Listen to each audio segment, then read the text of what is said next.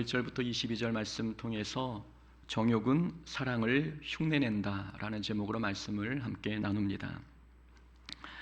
산이 무너질 때에는 높은 데서부터 무너지지 않습니다. 보이지 않는 내부에서부터 무너집니다. 내부에 침투한 과도한 양의 물이 집안의 마찰력을 떨어뜨리고 암석의 균열을 더 크게 키울 때 그때 산이 주저앉습니다. 겉으로는 나무가 우거져 멀쩡해 보여도 안이 약하면 거대한 산도 무너집니다. 대부분의 무너짐은 안에서부터 시작됩니다. 화려한 건물도 내부의 부실한 건축 제조로 인해 무너지고 공동체도 외부의 환란 때문이 아니라 내부의 문제 때문에 무너집니다. 사람과의 관계도 마음속 불신과 미움 때문에 깨지고 교회 공동체도 작은 험담과 파벌로 무너지게 됩니다.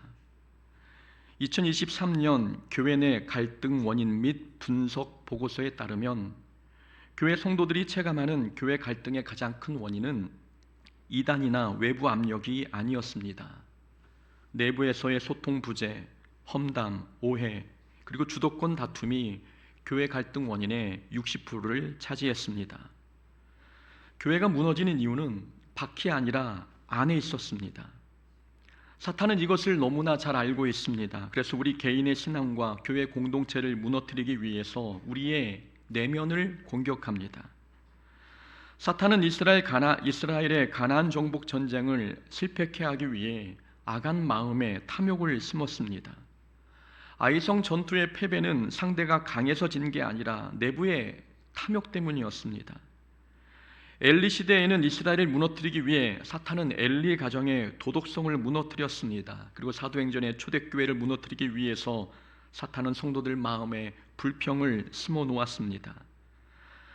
안이 무너지면 전체가 무너질 수 있기에 사탄은 외부에서 공격하지 않고 조용히 내부에 침투해 들어와 안을 공격합니다. 다윗 왕국도 그런 식으로 무너져 갔습니다.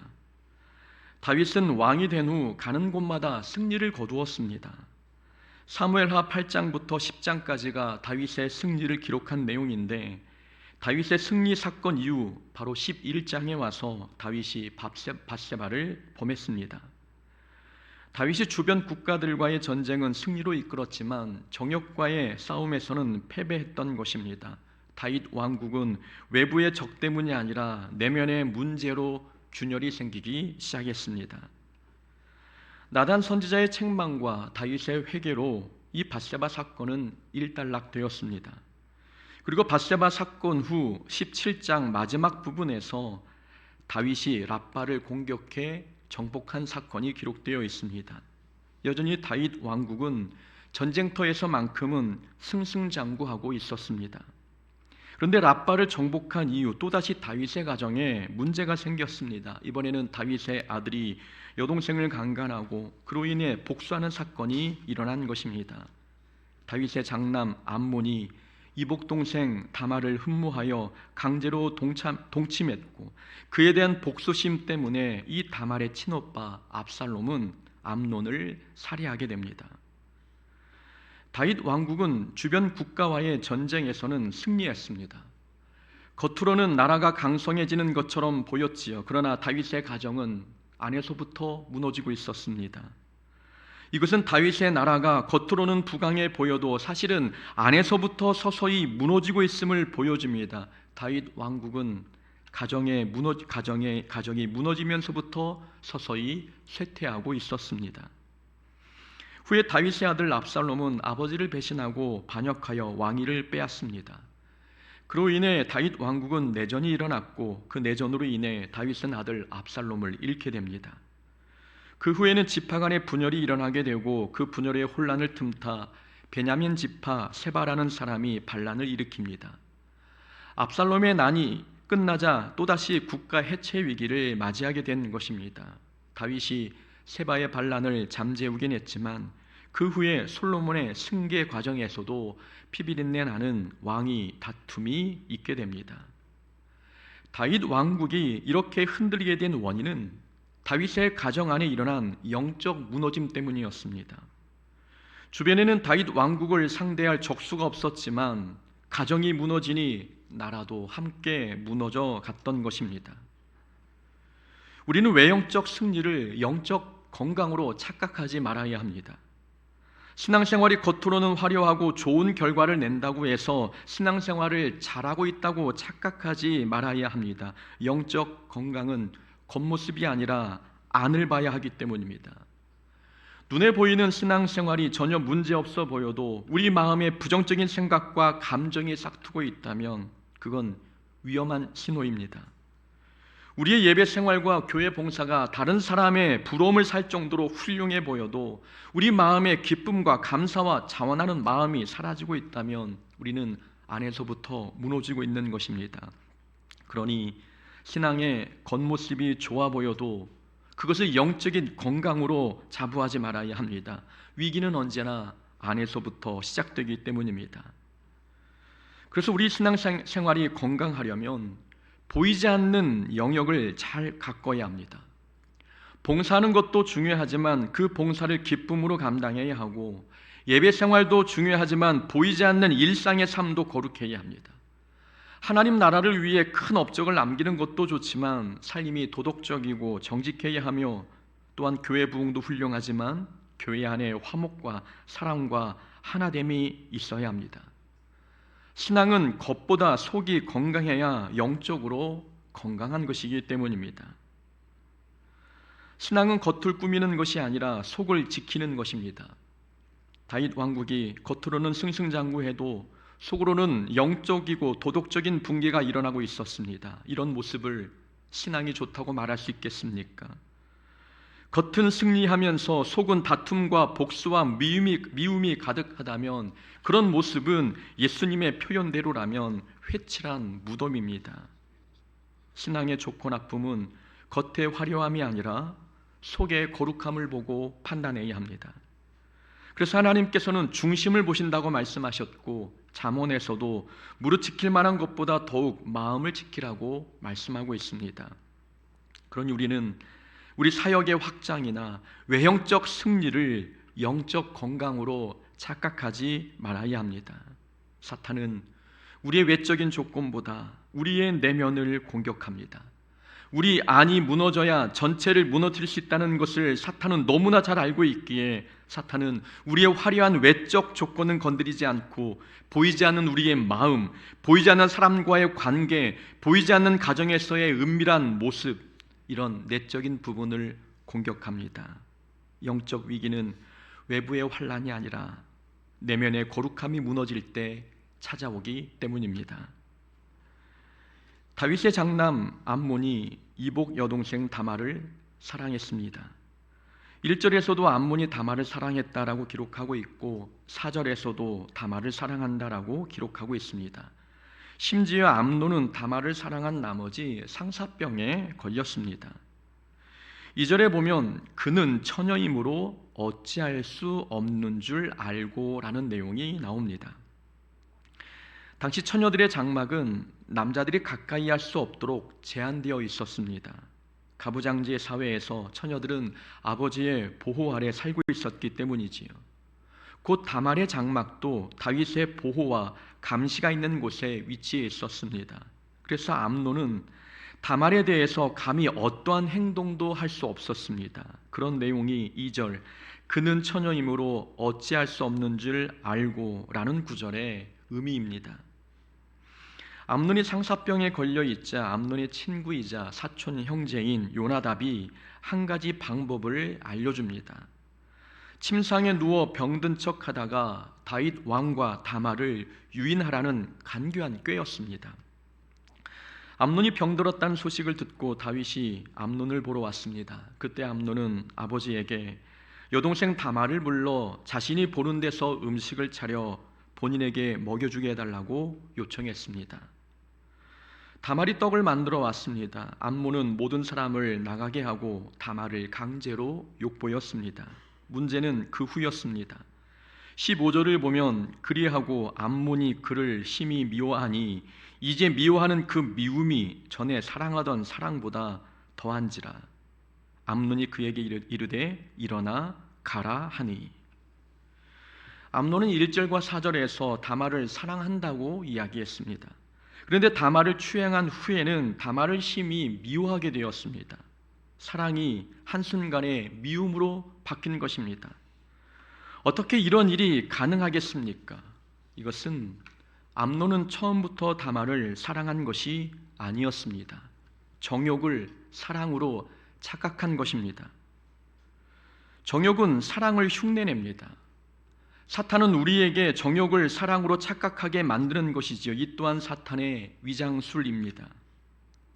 사랑과 정욕은 공통점이 있습니다.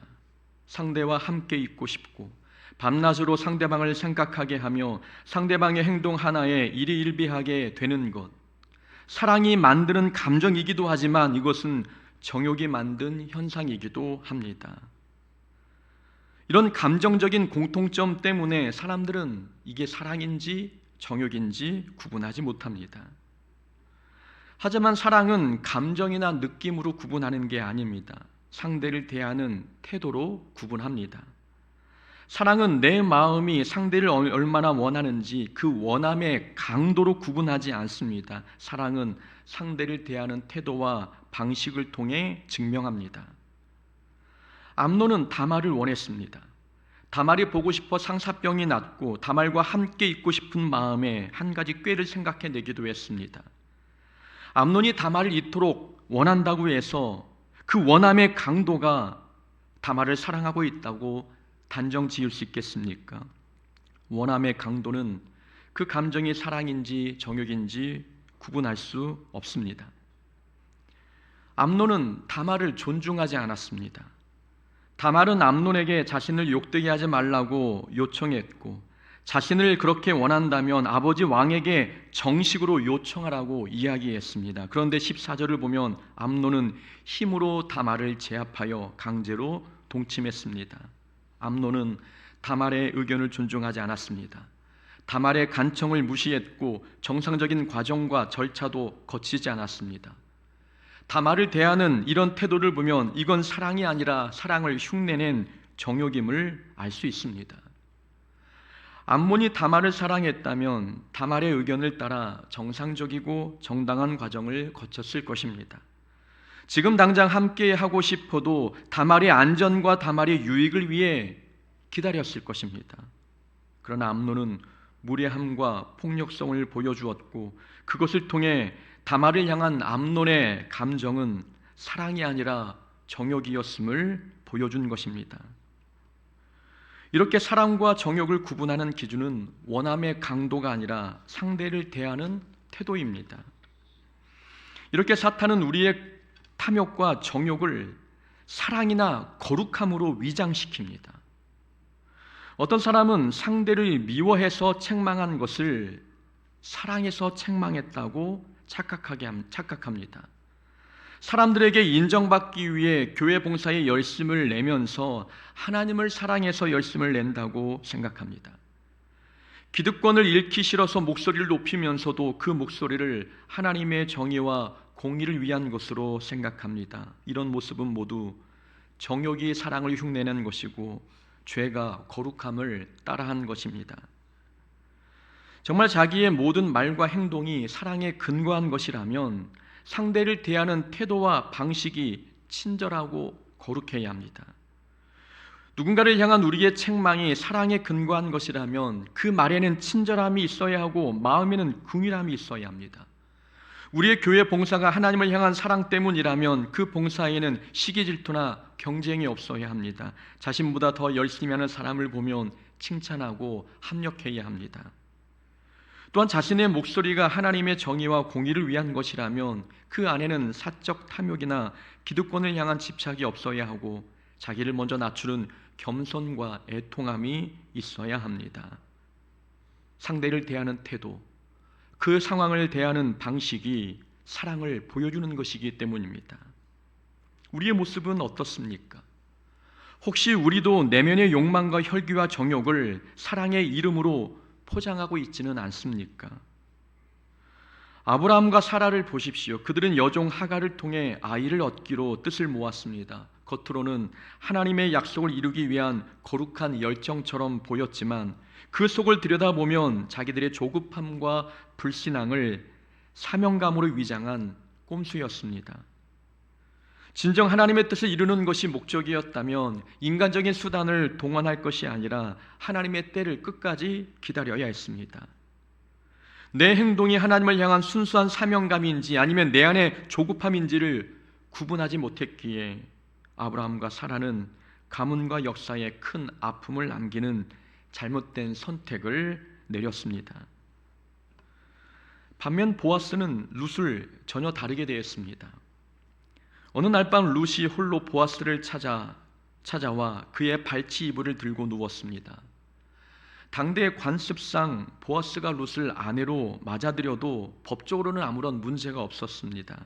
보아스가 당장 그녀와 동침한다 한들 누구도 비난할 수 없었던 것이지요. 그러나 보아스는 자기의 욕망이나 조급함을 따라 움직이지 않았습니다. 당장 눈앞의 유익을 취하기보다 상대를 존중하며 정당한 법적 절차를 차근차근 밟아 룻을 정식 아내로 맞이했습니다. 보아스의 행동에는 조급함이 아닌 기다림이 있었고 욕망이 아닌 상대를 향한 인격적 배려와 정직함이 있었습니다. 친절, 존중, 정직한 과정이 담긴 이런 모습이 정욕과 구별되는 참된 사랑입니다. 고린도전서 13장은 참된 사랑이란 자기의 유익을 구하지 않고 무례히 행하지 않으며 불의를 기뻐하지 않는다고 말씀하고 있습니다. 정욕과 구분되는 사랑은 상대를 대하는 태도가 무례하지 않고 대하는 방식이 정직해야 한다는 말씀입니다. 사랑과 정욕을 구분하는 기준은 상대를 대하는 태도입니다. 거룩함에서 나오는 행동인지 아니면 욕망에서 나오는 행동인지도 하나님을 대하는 태도 그리고 상황을 대하는 방식을 통해 우리는 알 수 있습니다. 정욕은 언제나 사랑이라는 이름표를 달고 옵니다.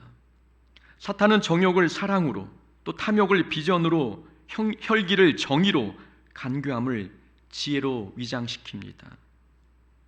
우리는 죄를 거룩함으로 포장하고 있는 이 사탄의 위장술에 속지 말아야 합니다. 그러기 위해 우리는 우리 마음과 의도를 말씀의 거울 앞에 정직히 비춰야 합니다. 나의 말과 행동이 사랑에서 발원한 것인지 아니면 욕심과 탐욕에서 기원한 것인지 말씀 앞에 점검받아야 합니다. 감정이 격동한다고 해서 감정을 그대로 따르지 말고 정상적이고 정직한 과정과 그리고 상대를 존중하는 방식을 따라야 합니다. 그렇게 하는 것이 정욕과 사랑을 구별하는 방법입니다. 암논이 다말을 범한 후 그의 본색이 드러났습니다. 암논은 다말을 미워했고 다말을 자기 처소에서 내쫓아 문을 걸어 잠궜습니다. 다말은 분통하고 원통했습니다. 재를 머리에 뒤집어 쓰고 자기 옷을 찢으며 크게 울부짖었습니다. 이 소식을 친오빠 압살롬이 들었습니다. 압살롬은 다말을 자기 집에 머물게 했는데 압살롬의 행동을 보면 무서울 정도로 침착합니다. 20절입니다. 누이야, 지금은 잠잠히 있고 이것으로 말미암아 근심하지 말라. 22절은 압살롬은 암논이 그의 누이 다말을 욕되게 하였으므로 그를 미워하여 암논에 대하여 잘잘못을 압살롬이 말하지 아니하니라. 압살롬은 자기 여동생이 암논에게 당한 고통을 알고 있었습니다. 그러면 오빠로서 분노하고 혈기를 부릴 법도 한데 이상할이 많지 침착합니다. 동생에게 근심하지 말라고 안심시켰고 암논을 미워하면서도 그의 잘못을 따지지 않았습니다. 이런 압살롬의 침묵, 이 침묵이 암논을 용서해서였을까요? 그렇지 않습니다. 속으로 무서운 복수를 계획하고 있었기 때문입니다. 압살롬의 행동은 고요했지만 그 고요함은 잔인함과 폭력성을 감추고 있는 위장된 고요함이었습니다. 2년 뒤 압살롬은 형제들을 양털 깎는 일에 초대해서 암논을 살해했습니다. 압살롬은 2년 동안 침묵하며 철저히 복수를 준비하고 계획했습니다. 압살롬이 분노를 품은 기간은 2년이었습니다. 처리되지 않은 채 오래 품고 있는 분노는 반드시 죄로 성장한다는 것을 보여줍니다. 회개하지 않고 방치한 분노는 반드시 장성한 죄로 이어집니다. 압살롬은 2년 동안 암논의 잘못을 말하지 않았습니다. 이것은 용서한 것이 아니라 벼르고 있었던 것입니다. 어떻게 보면 잘잘못을 따지지 않는 모습이 성숙한 신앙인처럼 보일 수 있습니다. 하지만 침묵한다고 해서 다 신앙이 성숙한 것은 아닙니다. 침묵은 미움을 더 키우는 과정일 수 있고 안갚음할 기회를 엿보는 시간일 수 있기 때문입니다. 그래서 침묵에는 두 종류가 있습니다. 하나님께 모든 것을 맡겼을 때 나오는 침묵과 복수를 계산하고 있는 침묵, 두 종류입니다. 압살롬의 침묵은 적당한 기회가 올 때까지 복수를 참고 기다리는 무서운 침묵이었습니다. 분노를 감춘 이 위장된 침묵은 사탄의 놀이터가 됩니다. 상대를 용서하지 않고 또는 자기의 분노를 회개하지 않은 채 때가 되면 복수하려고 잠시 침묵하고 있는 것이라면 그 침묵에는 화목이나 사랑의 열매가 열리지 않습니다. 미움만 점점 크게 자라 결국 죄의 열매를 맺게 됩니다. 다윗이 전쟁에서 승리하고 돌아오자 여인들이 이렇게 노래했지요. 사울이 죽인 자는 천천히요 다윗은 만만이로다. 이 노래를 들은 사울은 불쾌하여 심히 노했습니다. 그러나 그 자리에서 다윗을 즉시 처벌하거나 자신의 질투를 회개하지 않았습니다. 대신 그날부터 사울은 묵묵히 다윗을 주목했습니다. 겉으로 티를 내지 않고 조용히 다윗을 관찰한 것입니다. 그러니 겉으로는 다윗과의 관계가 화평한 것처럼 보입니다. 그런데 이 화평은 분노를 감춘 위장된 화평이었고 다윗에게 복수할 날을 벼르고 있는 침묵의 시간이었습니다. 사울이 다윗을 주목하기 시작한 바로 그 다음날 아침 하나님께서 부리시는 악령이 사울에게 힘있게 임했습니다. 사울이 분노를 오래 품자 그 마음이 사탄의 놀이터가 된 것입니다. 마음에 분노가 일고 있다면 우리는 그 분을 오래 품지 말아야 합니다. 분노는 반드시 죄로 자라기 때문입니다. 에베소서에서도 분을 내어도 죄를 짓지 말며 해가 지도록 분을 품지 말고 마귀에게 틈을 주지 말라라고 말씀하고 있습니다. 분을 오래 품는 것은 마귀에게 틈을 내주는 것이라는 말씀입니다. 이 틈이라는 단어는 자리 또는 장소라는 뜻입니다. 그러니까 분을 오래 품는 행동은 자기 마음을 마귀가 뛰어놀 수 있는 자리, 마귀가 놀 수 있는 장소로 내어주는 것임을 의미하고 있는 것입니다. 가인이 품은 분노는 동생을 죽이는 죄로 이어졌습니다. 사울 왕의 분노는 다윗을 향해 창을 던지게 했고 디나 사건으로 분노를 품게 된 시므온과 레위의 분노는 세겜 사람들을 대량 학살하는 죄로 이어지게 했습니다. 처리되지 않은 분노, 하나님께 회개하지 않는 분노는 반드시 죄의 형태로 발전하게 됩니다. 그러니 마음의 분노가 일면 그 분노를 침묵으로 덮지 말고 하나님께 가지고 나가야 합니다. 압살롬은 본인의 누이가 당한 비극을 보았을 때 함께 오열하며 그 분노와 상처를 하나님 앞에 가지고 나가 함께 애통했어야 합니다. 시편의 다윗이 하나님 나의 원통함을 굽어 살펴 주옵소서라고 고백했던 것처럼 이 압살롬도 자신의 원통함과 분노를 하나님께 맡겨드려야 했습니다. 그러면 하나님께서 해결해 주지 않으셨겠습니까?